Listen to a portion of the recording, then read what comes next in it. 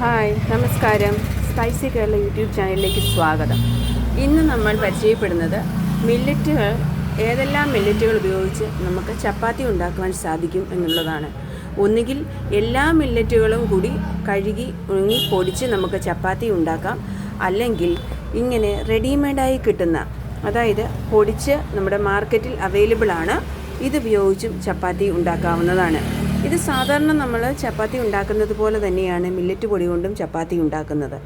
ഇത് ആലപ്പുഴ ജില്ലയിലെ സ്പൈസി കേരളം ഷോപ്പിൽ ലഭ്യമാണ്.